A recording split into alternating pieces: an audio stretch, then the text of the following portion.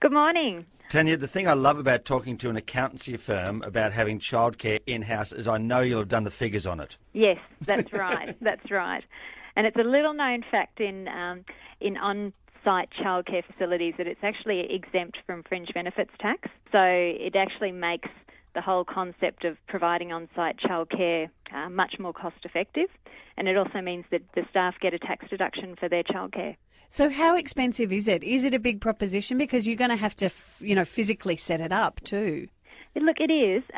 You need to have the space available, so that's the first thing. For us, it was with 4 children. It was just something that we had to do. Okay, I don't want to go through your books, but I'm imagining you've got all the know-how to get it set up so that people can use it. Do people then who get like family benefits towards having childcare, does that money focus into it as well? We operate under the legislation, but we're not a licensed facility. So there's one part of the legislation which is called standalone care, and it's the only part of the legislation that doesn't get any government funding. Uh-huh.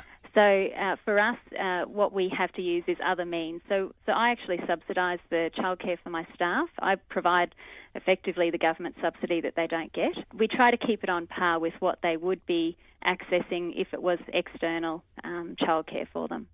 I tried to do this about 12 years ago, actually, because my eldest son is 12, with another radio station that I worked for, and I tried so many avenues and they wouldn't come at it.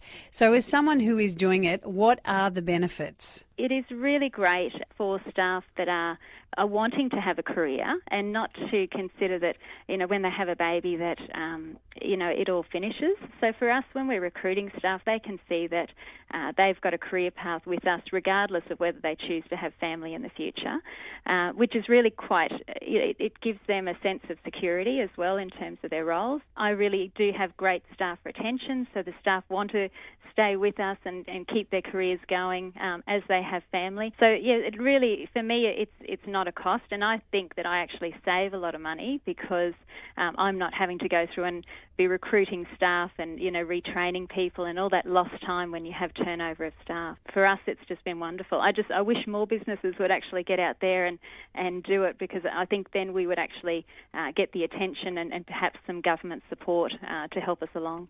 Do you ever go past the creche and see a kid who can already count to 10 and particularly with balancing and saying, hey, scholarship?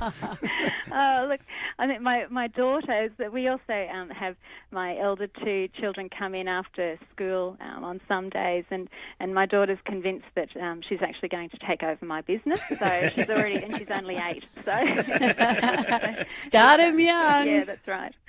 Tanya, I think it is absolutely wonderful. I'm right with you. I think more businesses should do it, and even just look at it, because they may be pleasantly surprised. And it really isn't that hard. If accountants will do it, it must be worthwhile. That's right. We love the thought of that. Thank you, Tanya, and well done. Thank you.